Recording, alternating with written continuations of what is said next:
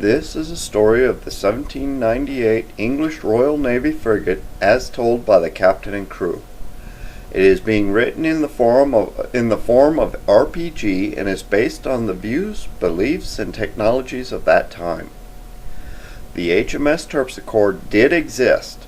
The places visited did exist, but the story is a work of fiction. It is being written on the forum www.st-bob.com. You are welcome to join us in the writing of this story. The authors of this story are Reuben Williams, Aubrey Rutherford, Andrew Ragsdale Foxall, Thomas Carson, Samuel Sam Dunlam, Edmund Burke, Maria Fortuyn, and Francis Joseph Marie Schwechelt. The editor is Reuben Williams. Directed and read by Esteban Maturin. Published by the Band of Brothers Simming Association. And now, HMS Terpsichore, Part 1, Preparing for Sea. Chapter 1. The 10th day of December, 1797. Morning. The young girl knocked on the door of Reuben's rooms. "Captain Williams, there's a messenger for you." Reuben came out of the room. "Thank you, Judy." He headed down the stairs. She called out to his back, "He's in the front room, sir." As Reuben walked to the front room, the Marine saluted and then offered his letters. After signing for them, Reuben smiled and told the Marine thank you before the young men left. Back in his room, Reuben looked over his letters, two of them addressed similarly. To Captain Reuben Williams of His Majesty's Navy, No. 9 High Street, Portsmouth, Hampshire, and to Captain Reuben Williams of His Majesty's Navy, HMS Terpsichore. They both had the foul anchor of the Admiralty, but the second one had the further inscription. These orders are to be opened south of 47 degrees latitude.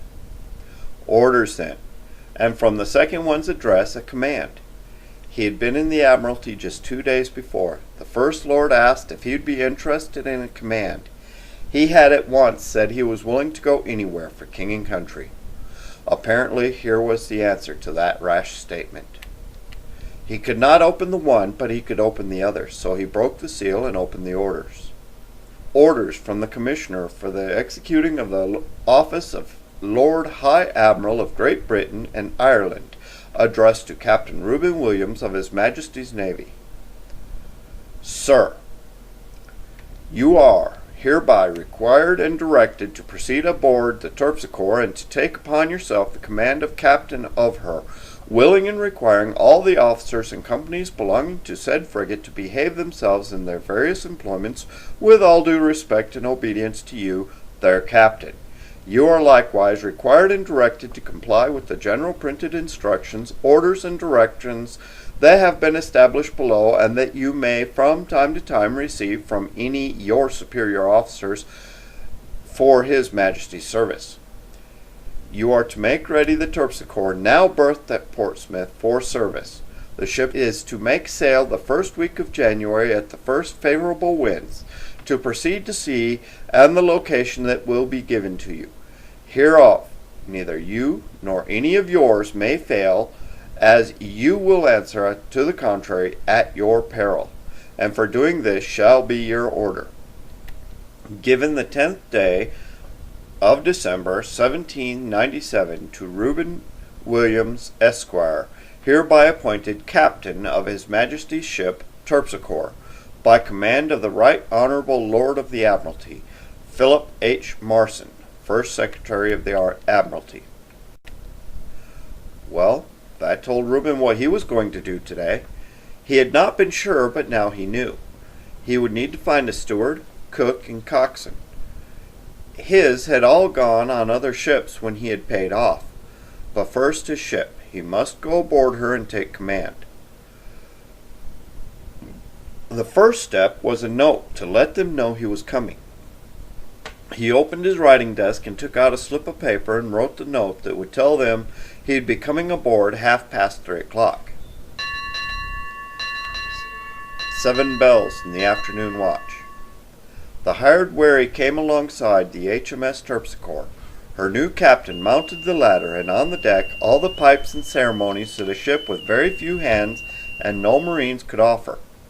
The senior-most officer there was an Irishman named O'Malley. He seemed competent, but not quite ready for the job of first lieutenant. Fortunately, Williams had been promised a first lieutenant that was ready. He only had to make do till he joined the ship. "Thank you, Mr. O'Malley. Call all hands if you please," Williams told him.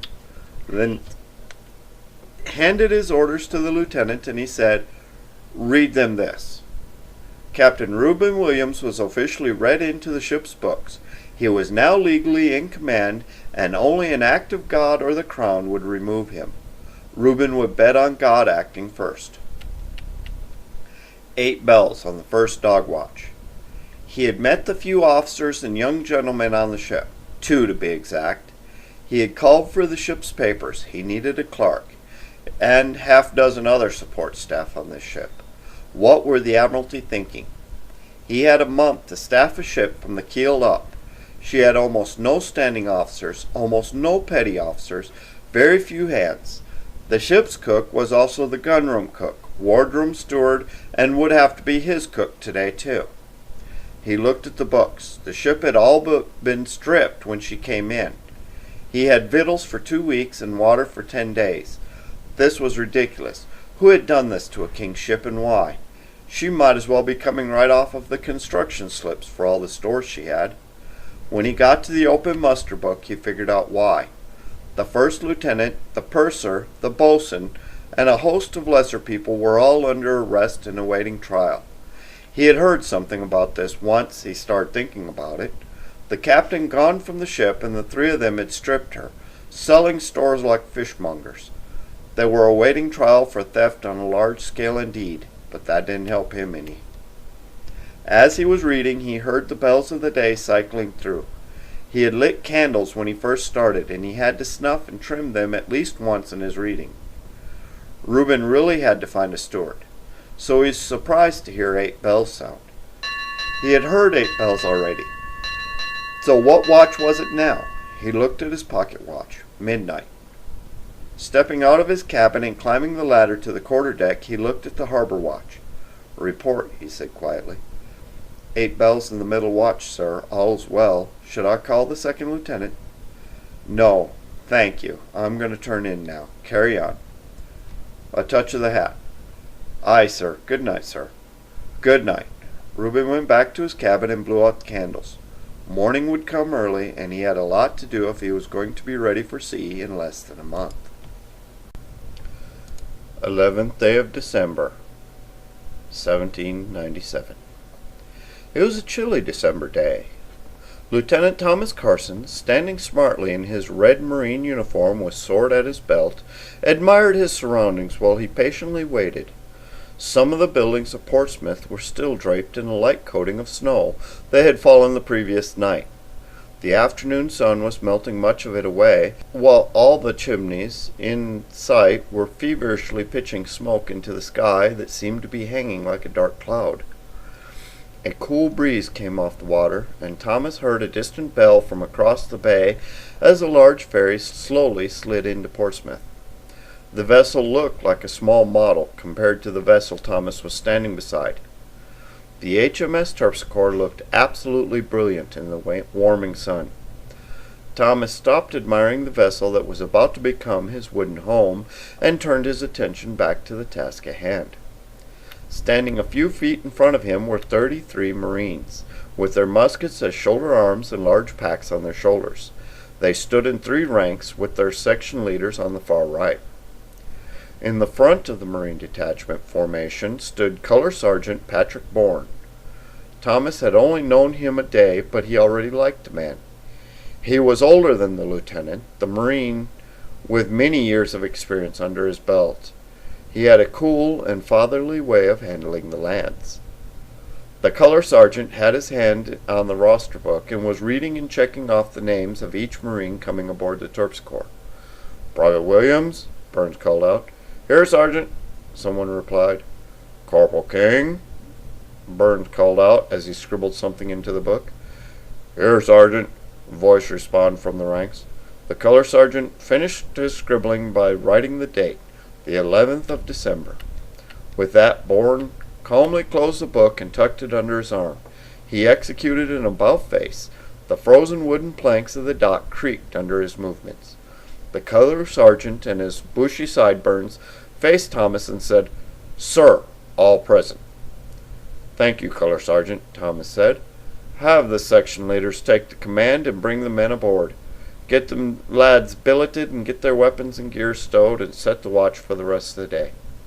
"Aye, sir," Bourne sharply responded. Thomas left the senior enlisted men of his Marine division to their duties, and he turned and sharply walked up the shaky gangplank onto the Terpsichore deck. At the last step, the threshold from dry land to sea, he paused briefly. He surveyed the deck ahead of him. Then he finally stepped over the threshold and felt the most steady deck under his feet. An officer of the Royal Navy awaited him. Thomas looked at the man's rank insignia, and he snapped to attention and said, "Lieutenant Thomas Carson, commanding officer of the Marines, requesting permission to come aboard with my men." Second Lieutenant Patrick O'Malley, who had been watching the Marines ashore and awaiting their appearance on his deck, replied instantly, "Permission granted, Lieutenant. I am Second Lieutenant Patrick O'Malley. Welcome aboard the Terpsichore. I have a couple of my top men guarding the gun locker. You may see to their relief. I'm sure they have other duties to attend to." "Of course," Thomas stated, taking a couple steps forward. "Is the captain aboard ship?" "Yes, Captain Williams is in his cabin," O'Malley replied. Just then, one of the younger lads on the deck signaled the bell. Thomas listened to his patiently and noted the ship's time, 4 bells in the afternoon watch. As soon as the sound of the bell ringing faded, Thomas said, "Could I beg you to introduce me, good chap?" "Certainly," O'Malley said. The pair turned and walked across the deck, past a sailor who was breaking some ice off a coiled rope. The man touched his brow with his finger as they passed him. Soon they were knocking on the captain's door. Captain Williams was preparing to dine. His coat unbuttoned, and he was sipping a glass of Holland's gin while he waited for his dinner to be ready. He idly read over some of the ship's papers on his desk. He had been trying to get the books in order so he knew what they needed. At the knock of the door, Williams said, "Come in." Lieutenant O'Malley stepped in and announced, "Captain, the Marines have arrived, sir. I have their commanding officer here." As soon as O'Malley got to send him in, Lieutenant Thomas Carson squeezed past O'Malley in the narrow confines and stepped into the room. The lieutenant was smartly dressed in his red jacket uniform with black facings. A sword hung at his left hip. The 22-year-old lieutenant had already removed his hat and tucked it under his left arm. "Lieutenant Thomas Carson reporting for duty, sir," Thomas stated at a position of attention. "Well, Lieutenant," Williams said as he stepped over and held out his hand. "I'm glad to meet you and welcome aboard." He shook Carson's hand firmly and smiled. "Would you care for some gin? I have both Hollands and Plymouth." Thomas gave Captain Williams' hand a firm shake. Thomas smiled. It was surprisingly friendly and infectious smile. "Certainly, sir. Holland, sir," Thomas replied, and he considered the offer. Crossing his hands around behind his back, Thomas said, "I'm sure the captain is excited at the prospect of getting underway. I just came from His Majesty's ship, the Hine, Captain Alexander Cochrane's frigate. Very similar to this one, actually. However, we never strayed far from the Scotland coast, I'm afraid. I'm hoping the Terpsichore will venture a bit further." The lieutenant smiled. As he was pouring out a glass of gin for the Marine, Williams smiled. "Yes," he said dryly, "I think we may be going a bit further foreign than Scotland." Handing the mug to Carson, he said, "I am in a hurry, it's true, but we have quite a ways to go before we're ready for sea." His hand went to the papers on the desk. "We don't have provisions for even a trip to Scotland, I fear, so we'll need your report on anything you might be in need for far foreign."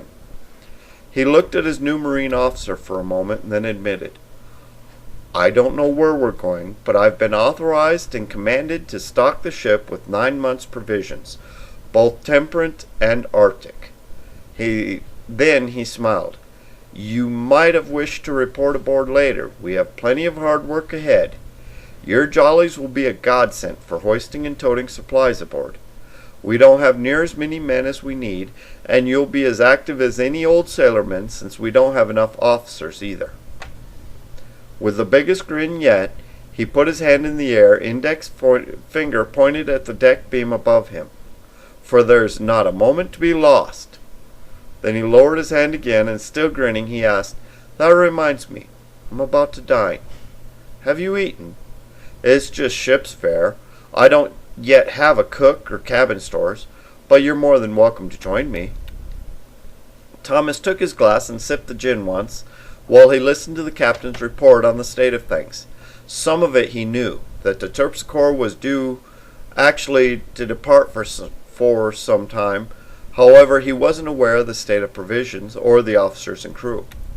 Before he could respond to that, the captain presented him an offer to dine. "I have not yet dined," Thomas replied. "I would be honored to join you, Captain." Thomas waited for the captain to sit, then he sat himself.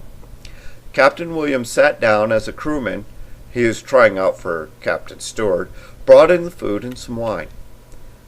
He said, "Well, I brought 34 good men with me. They should be of some help. As for our needs, we fortunately brought most of the small arms we need with us. Every man came aboard with a musket and full kit. Also, I was informed earlier that a carriage should be arriving sometime this evening to deliver additional supplies, hand grenades, cutlasses, boarding axes, and a fair number of pistols and muskets. My men will see to their storing aboard the ship, sir." "Good.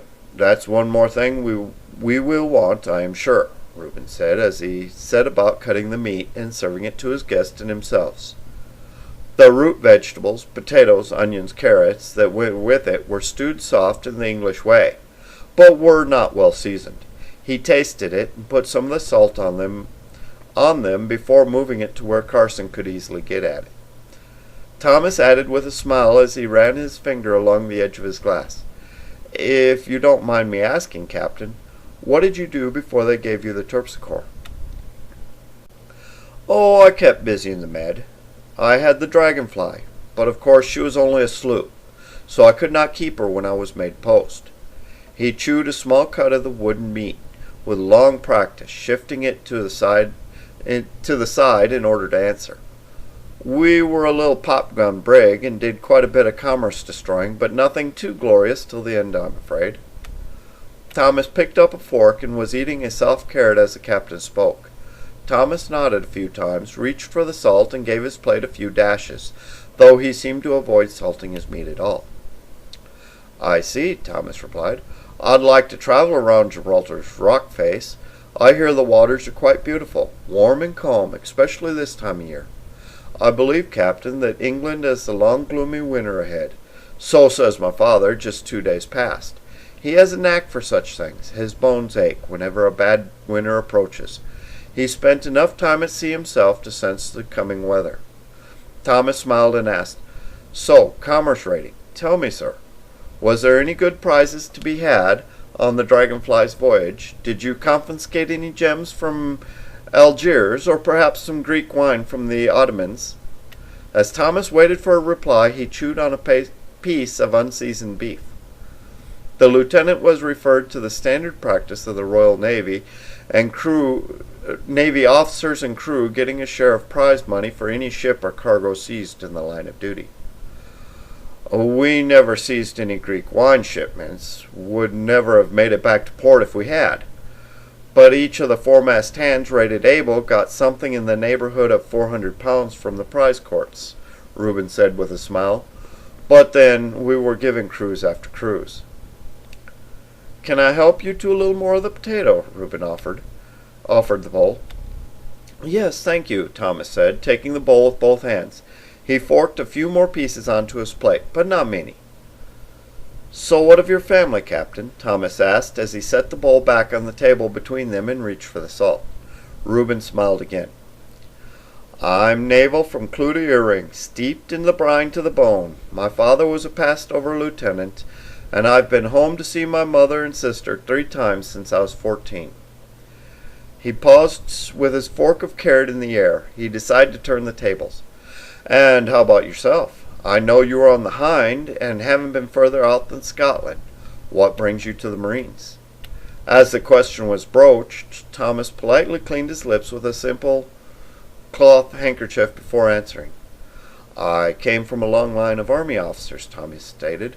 My grandfather served as lieutenant in India. My father apparently saw an opportunity in the Marines.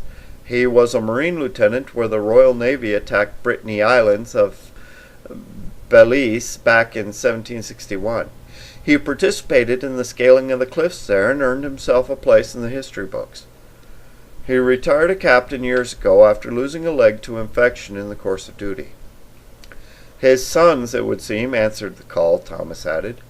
My brother James is a lieutenant in the Royal Navy. I believe he's serving in the Americas, but his dispatches are few and far between. My father helped me secure a commission in the Marines. Thomas paused before adding, I enjoy the work. I find this service represents some of the best of 2 services, a life at sea and a life with a musket in the hand. If you would not be offended, Captain, I'd like to propose a toast, Thomas said, raising his glass, to the King and his Marines.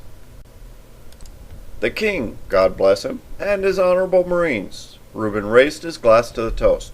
He drank off the toast and refilled his glass. My turn, then. He held up his now refilled glass.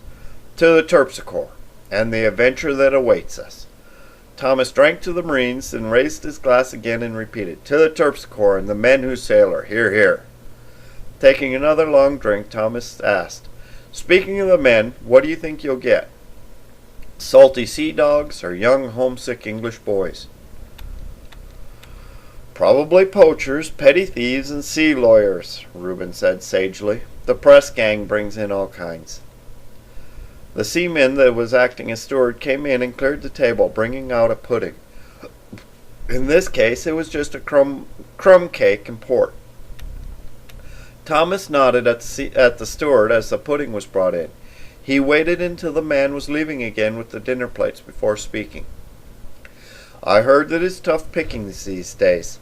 Hard to get a sailor willing to sign up for service aboard a King's Navy, Thomas stated. They can ply their trade on a fat merchantman and earn much more. My new brother-in-law just told me a week ago that an experienced ship's carpenter was worth his weight in shillings in Dover. I imagine it's not much different here in Portsmouth. I've had more fortune, I suppose, Thomas added as he picked up his dessert fork and began to slice off a piece of the crumb cake. If we're short of Marines, then we turn to the Army and transfer over a few privates from the regiment of foot. Often volunteers, mind you. The Marine sergeant speaks of prize money and it's done in an hour's time. The lads don't know what they're in for until it's too late. Thomas calmly popped the piece of cake into his mouth and reached for his port. My compliments to your man, Thomas added, nodding to the steward. Aboard the Hind, the steward oversalted everything. Meat, carrots, it didn't matter what it was. I couldn't tell if I was eating food or the English Channel. Nasty stuff. Reuben nodded. When you're eating salt beef and salt pork, the last thing it needs is salting. He waved at the door the steward had walked out of. I think I may have to keep him.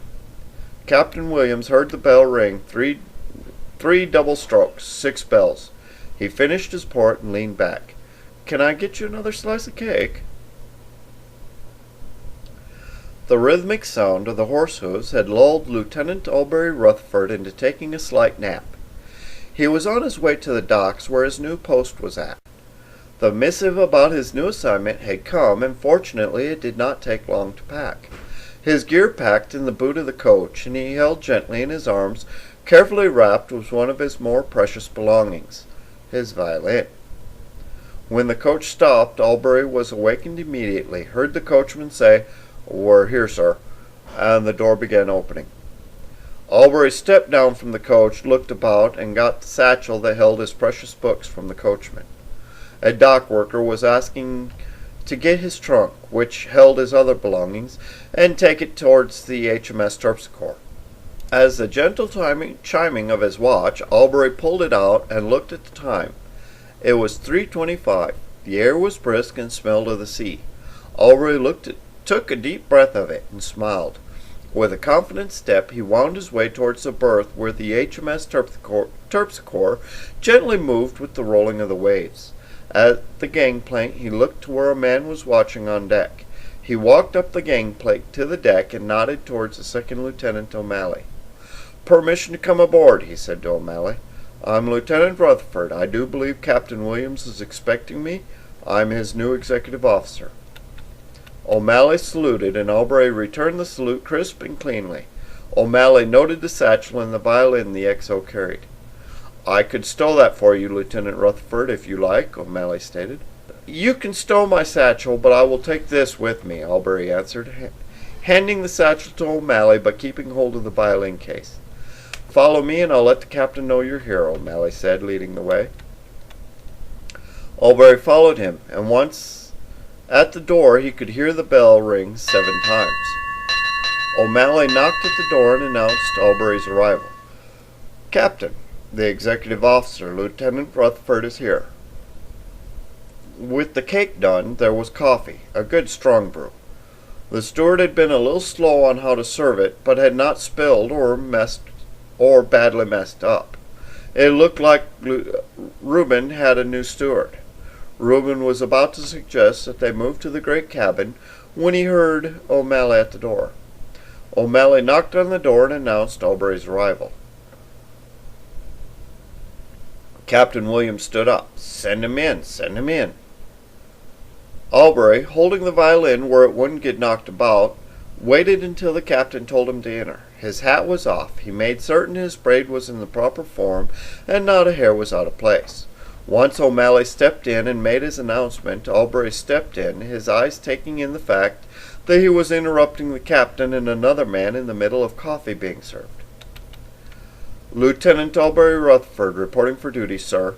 He snapped to attention, his hat tucked under his left arm and his left hand holding on to the violin case. Reuben smiled again. "Welcome aboard, Lieutenant. This is Marine Lieutenant Thomas Carson. He is to watch over our Marines. I believe you two will be messmates." He gave a brief bow towards Lieutenant Carson. "A pleasure, Lieutenant Carson." Lieutenant Thomas Carson stood and returned the newly arrived lieutenant's gentle bow. There was a sharp distinction between them in dress. Thomas wore a red uniform, very similar to that worn by the army, though the facings were black. The sword hanging from Thomas' side was also of army design. "A pleasure, Lieutenant," Thomas said with a friendly smile. "Your timing is perfect. It's a soft, chilly English evening, and I find coffee all the remedy." He returned to the door of the dining cabin. "Shall we take the coffee in the great cabin? There's more room and a better view of the sea. You will join us for coffee, Mr. Rutherford, won't you?" "Indeed I shall, Captain. Thank you for the invitation." Albury accepted and with a smile and nod. The cake and coffee smelled fantastic, and he was all the more willing to get to know who he was going to be sailing with. As they moved into the great cabin, Thomas glanced around and admired it. It was very similar to the great cabin aboard the Hind. At each time he mentally reminded himself this would be his new home for the foreseeable future. "I must say it smells simply marvelous," Albury commented as he followed the others into the great cabin.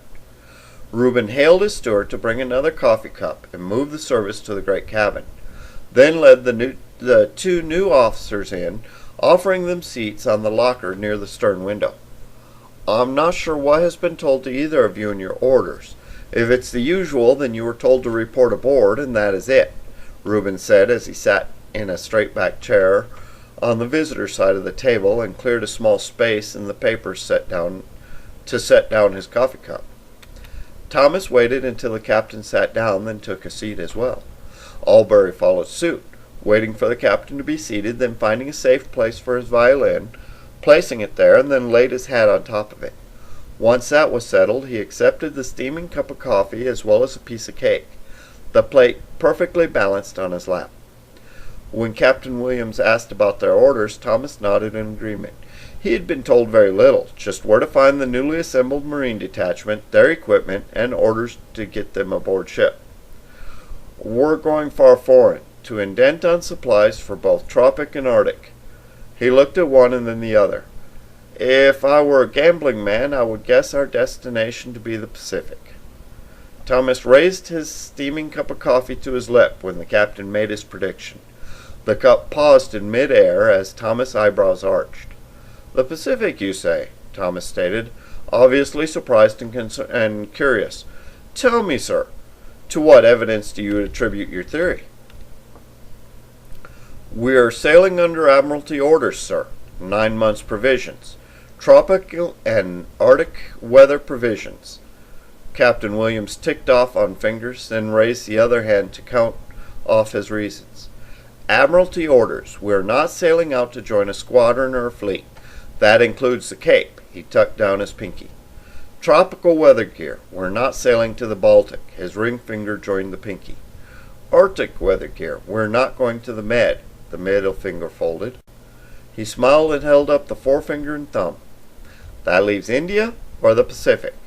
We're not ordered to carry a party of soldiers. Your Marines are part of the company of the ship and don't count. That would be sent to Bombay if we were going that way." He folded down his index finger. "So that leaves the Pacific." He held out his now closed hand with the thumb sticking up. Taking a sip of his coffee, but not making any other comments, Albury thought back on the long journey he had finished a few months back. A chance to go to the other part of the world he had not yet gone did intrigue him. "I'm looking forward to finding out, Captain," Albury said with a slight smile. Thomas considered the captain's remark carefully, then sipped his coffee. "I find your logic compelling, sir," Thomas said with a slow nod. "The Pacific, then," the Marine added, settling into his chair. "I must admit I have mixed feelings about it, with all the trouble that the French Monsieur Bonaparte is causing across Europe. Despite the treaties that split up Venice, I don't foresee any peace here at home, but I suppose duty calls." The Marine lieutenant watched Albury settle his violin in place before saying, "I take it you play, Lieutenant?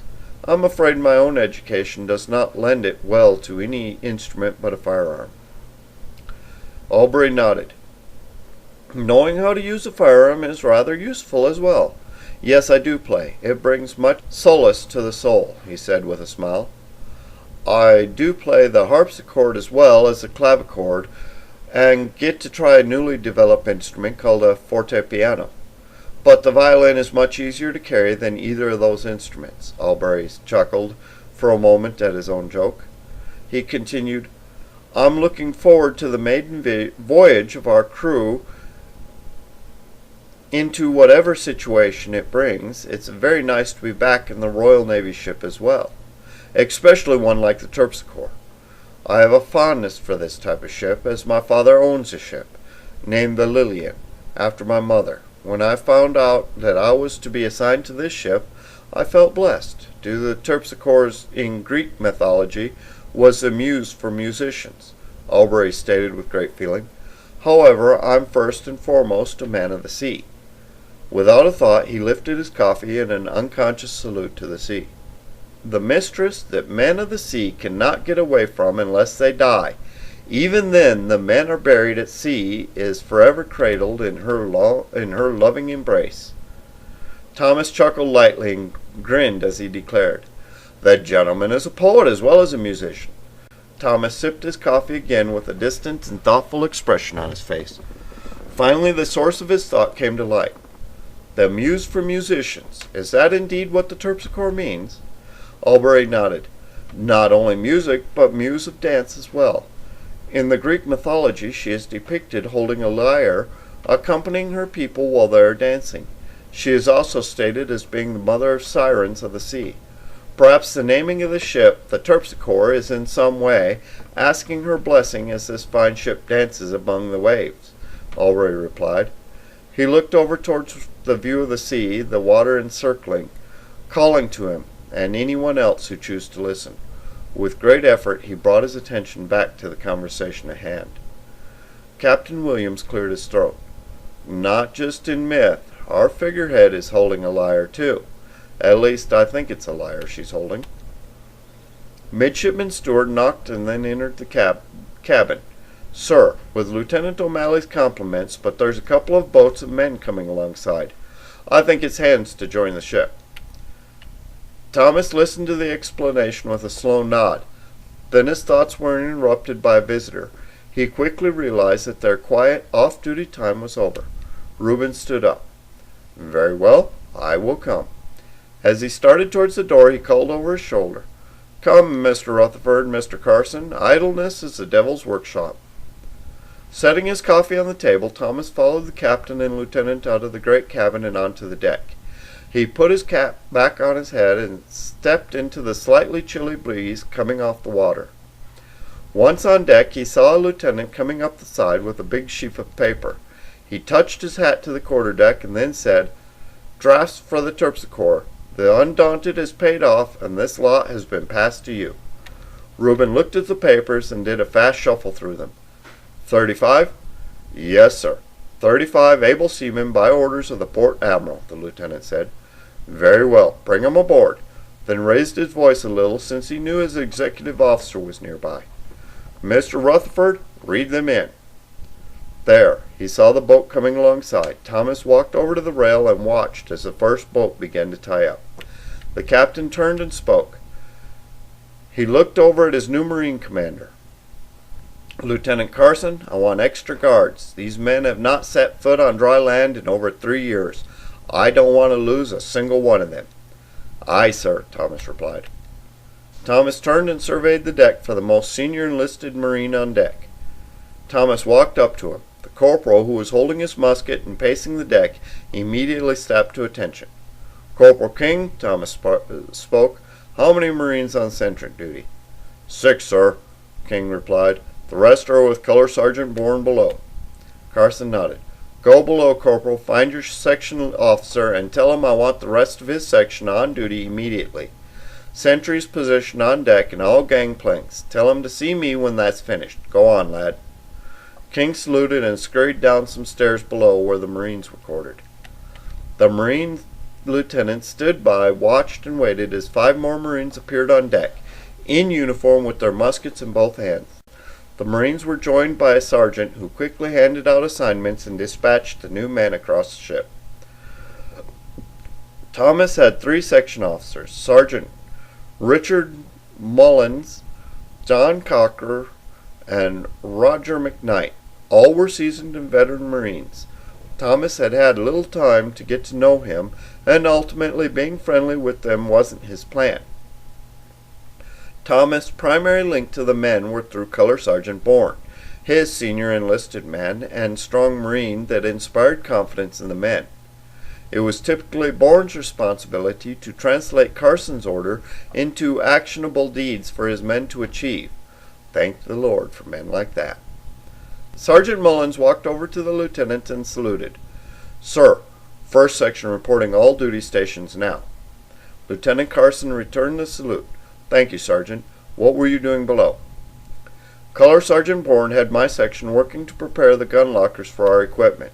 The other sections were getting situated in the new living arrangements, sir." Carson nodded. "You'll be able to return to that shortly, Sergeant. We just had a new group of sailors come aboard. Due diligence was necessary." "Of course, sir," Sergeant Mullins answered. Carson asked, "Mullins, you're Irish, yes? I detect a bit of an accent, but I can't be sure." "I was born Yankee, sir," Mullins replied. "My family was Tories and returned to the old country after the war in America ended." Carson slowly nodded. That explanation made more sense. "Go see to your men, Mullins. I'll alert you when you can resume normal guard rotation." Mullins saluted and then marched away. Thomas quickly forgot the man as he returned to the place not far from the captain and watched the new arrivals come aboard. Albury nodded and read the Articles of War. Clear and concise, where every man that was on deck could hear it and not have any excuse.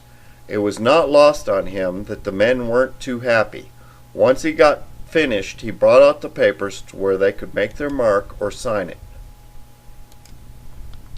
Once that part was done, and before the men could be quartered, much less issued slops and hammocks, Captain Reuben Williams stepped up on a ladder to the quarterdeck and stood at the rail so he could easily be seen and heard.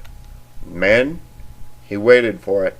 Each eye turned to him. Each man stopped talking to his friend and looked waitingly. I know you were expecting to be kicking up Bob's a-dying tonight, knocking back mugs of rum and tumbling a winch, but it's a hard service. There are times when it isn't fair. This is one of them. We will have supper soon, and I'll make sure it's a good one for you, and there'll be an extra ration of rum for these men. No wenches tonight, I'm sorry for it, but I promise you, as soon as the bark is ready for sea, and as soon as we have stuffed her to the hatches and have nothing to do but wait out the winter winds, you won't be waiting alone.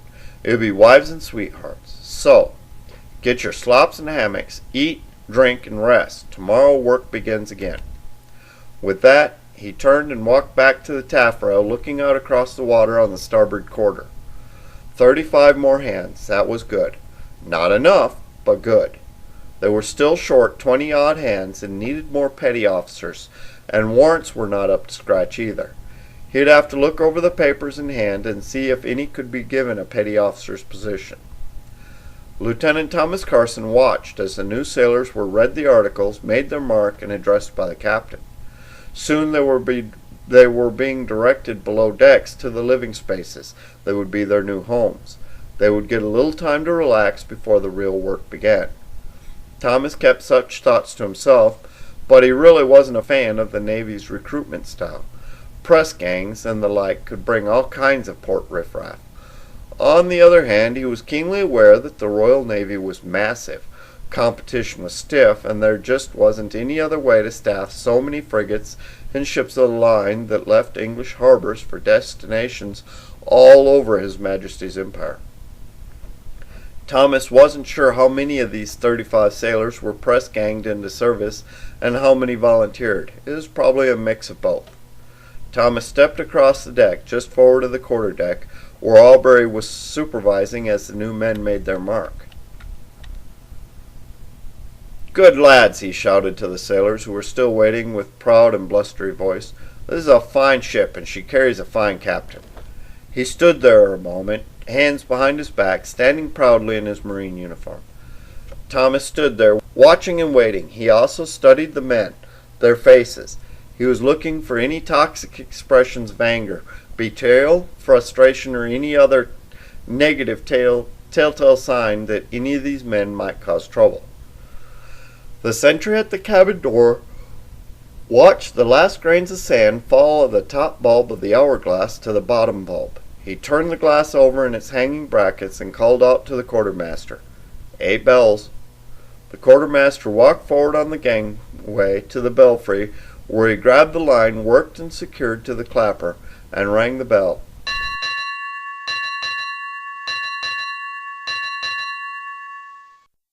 The 4 double chimes rang out across the ship, to be repeated within moments by 2 other ships anchored in the harbor. The sound brought Williams back to the ship. "Warp the ship out into the fairway before supper and grog, Mr. O'Malley," he announced in a raised voice, never turning round or looking behind him to the officers of the quarterdeck. He knew that whomever was taking the deck would be told the new orders. Now was the time to see his officers and men would react. O'Malley stammered, "Warp out into the fairway, aye, sir." He turned to the boatswain. "Call all hands, if you please." The pipes twittered, bringing the hands that had not already came on deck for the changing of the watch upon the deck for the maneuver. As the pipes began to sound, Marine Lieutenant Thomas Carson was more than a little curious as to what was going on. Hiding his confusion, he walked to the nearest ladder on the deck, just above the part of the ship where the Marines were quartered. "Come on, lads," he yelled down. "All Marines on deck." Thomas heard the familiar voice of Color Sergeant Bourne repeating, "Jump to it, lads." As the Marines appeared, Thomas was already contemplating the arrangement. His first section was already on deck, manning all pertinent stations on the quarterdeck and the gangplanks. As the sergeant appeared, Thomas barked, Second by larboard rail. Third second by starboard rail. Hustle, lads. Sergeant, get your men into file on each rail. The red uniformed Marines quickly appeared in a mad dash that spread across the deck. They quickly found their sergeants and hopped into line on each side of the ship. 11 men on each rail, stretching from the edge of the quarterdeck forward. The first of the Marines from first section remained at their various posts. Color Sergeant Bourne appeared at Lieutenant Carson's side and saluted. Color Sergeant, the captain is calling all men to the deck. Bring the men to shoulder arms and position yourself by the mainmast. I'll be on the quarterdeck. Yes, sir, the man with thick sideburns replied, before shouting, Section, shoulder arms. Across the deck, the sergeants were repeating the command, shoulder arms.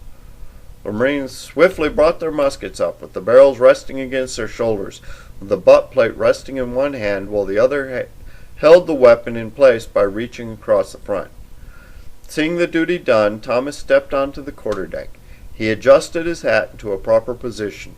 The Marine lieutenant swiftly saluted the captain, then took his place off to the right of the naval officers on deck.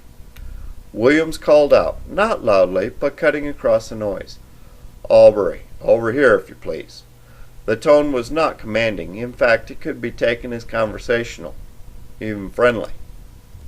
The men were hoisting out the longboat and preparing the stream anchor and the cable. The deck was alive as if someone had kicked an ant bed, but not in total confusion. The carpenter's mate were swifting the bars on the capstan. Even as the longboat splashed down, the men jumped into her. Thump, thump, thump, thump.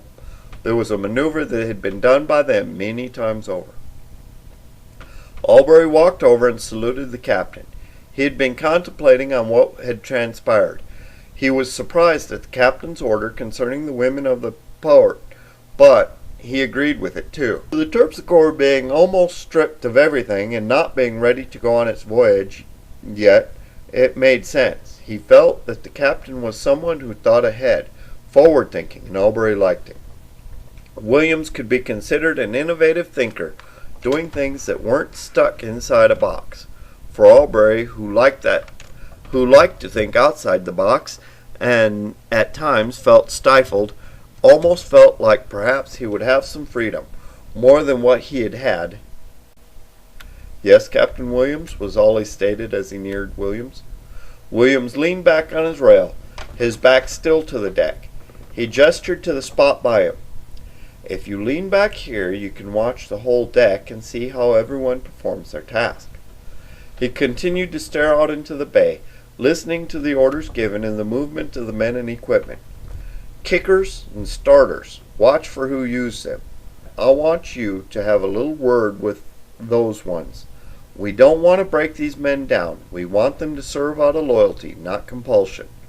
On a dirty night, in a gale, in the heat of battle, the life you save might be your own. He is referring to the practice of tossing a hated officer overboard when no one was looking or in the confusion of battle, instead of helping him below for treatment, tossing him over the side with the dead.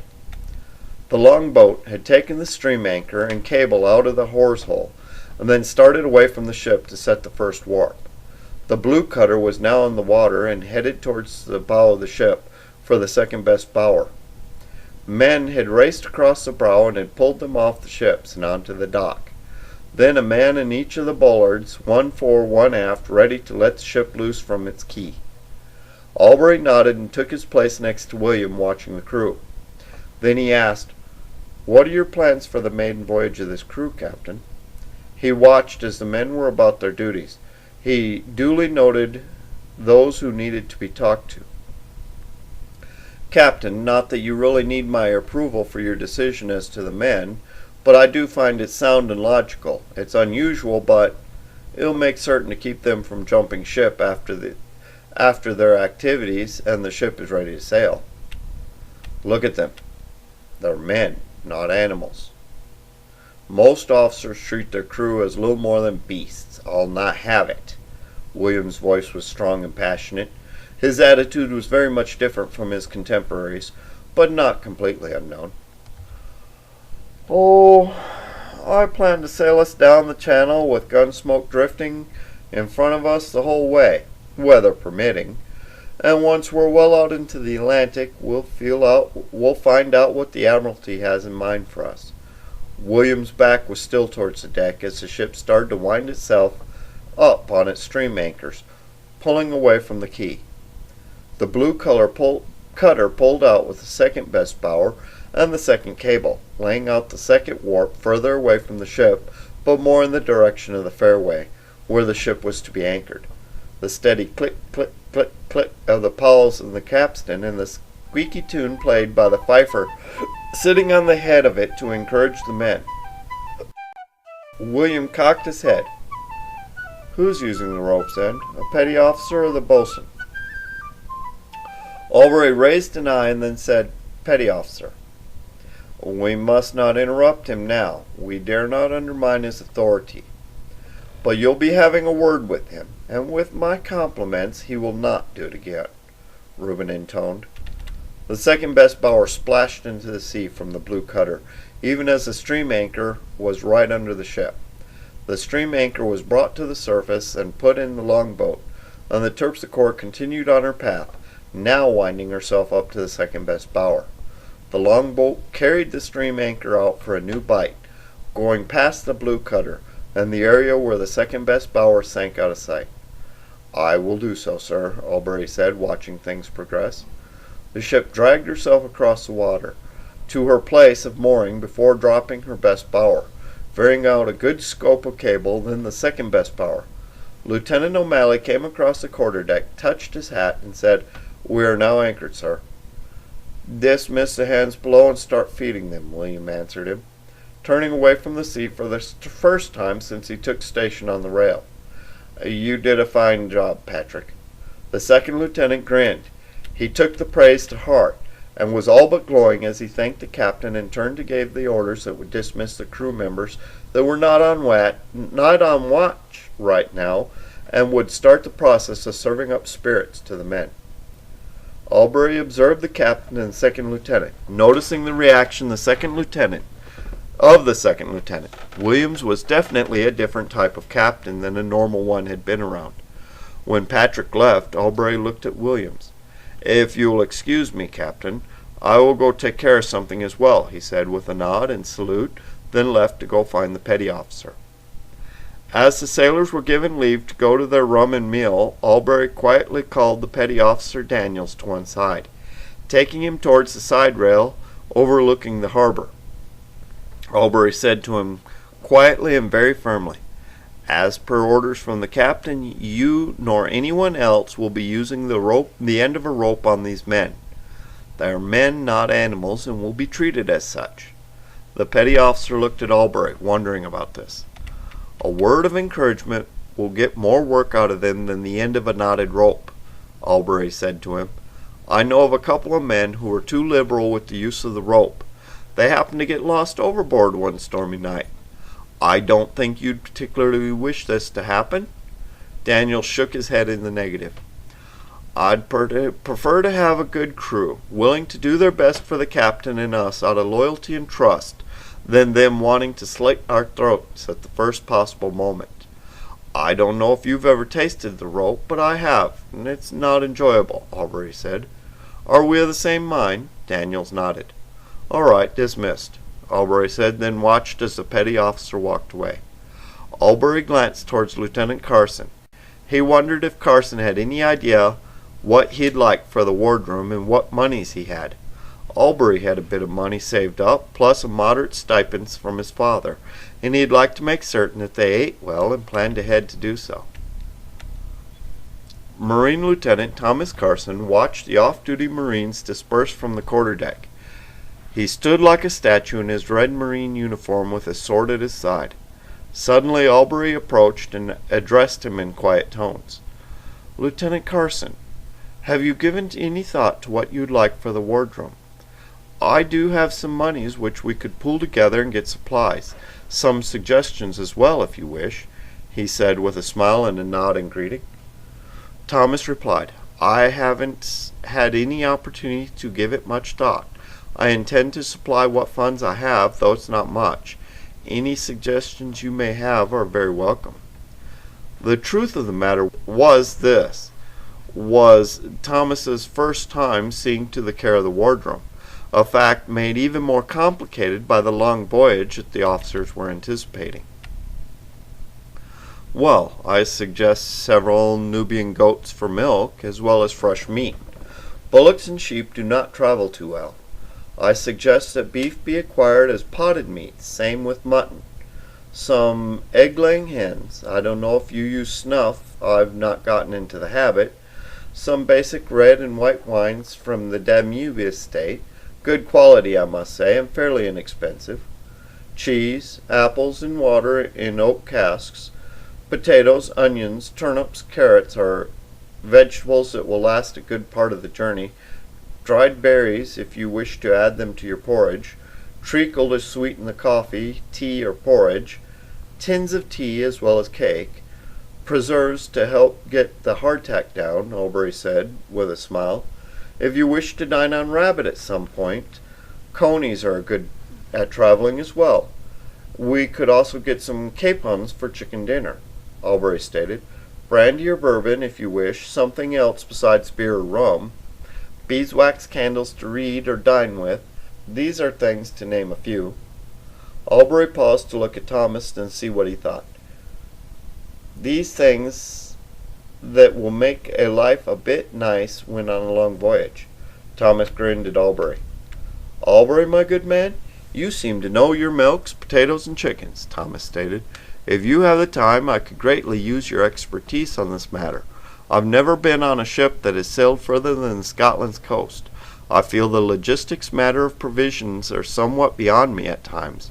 I don't wish for the officers or crew to suffer the misfortunes of my missteps." "I'll be glad to give you help, Thomas.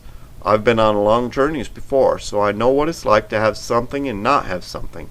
When we get the chance, we'll get the list written and prices figured," Albury replied. He looked at the Marine, under Carson's command. "You have a smart-looking bunch of Marines there," Albury remarked. Thomas smiled at the compliment.